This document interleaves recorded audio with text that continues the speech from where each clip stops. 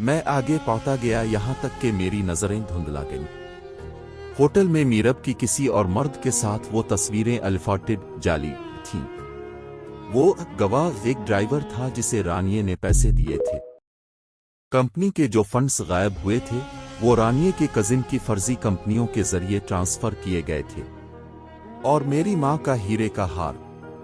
CCTV footage दिखा रही थी कि रानिये रात के 2:13 बजे मीरब के कमरे में दाखिल हुई, इसे नीचे वाले दराज में छुपाया और अगली सुबह चीखना शुरू कर दिया कि मीरब एक आस्तीन का सांप है। मुझे वॉश बेसन पर कै आ गई।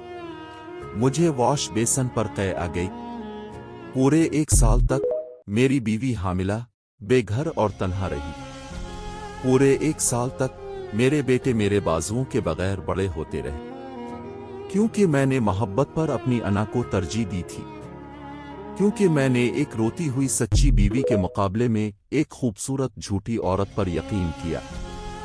लेकिन जुबैर की आखिरी फाइल ने मुझे इस तरह तोड़ दिया जिस तरह मैं पहले कभी नहीं टूटा था। मीरब ने मुझ तक पहुंचने की कोशिश की थी, बार बार।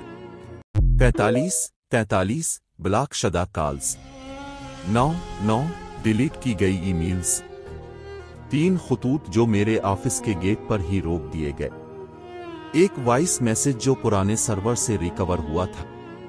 मैंने कांपते हाथों से वो मैसेज प्ले किया। इसकी आवाज बहुत कमजोर और दर्द से भरी हुई थी। हारिस, मैं जानती हूं तुम मुझसे नफरत करते हो, लेकिन प्लीज एक बार आ जाओ। मैं अस्पताल में हूं। डॉक्टर कह रहे हैं कि बच्चे वक्त से पहले पैदा हो सकते हैं। मुझे तुमसे कुछ नहीं चाहिए, बस अगर वो अपनी आंखें खोलीं तो एक बार अपने बाप को देख ले। रिकॉर्डिंग उसके रोते हुए मेरा नाम पुकारने पर खत्म हो गई। मैं इसी शाम दारुल अमान ख्वातीन के शेल्टर होम की तरफ निकल पड़ा।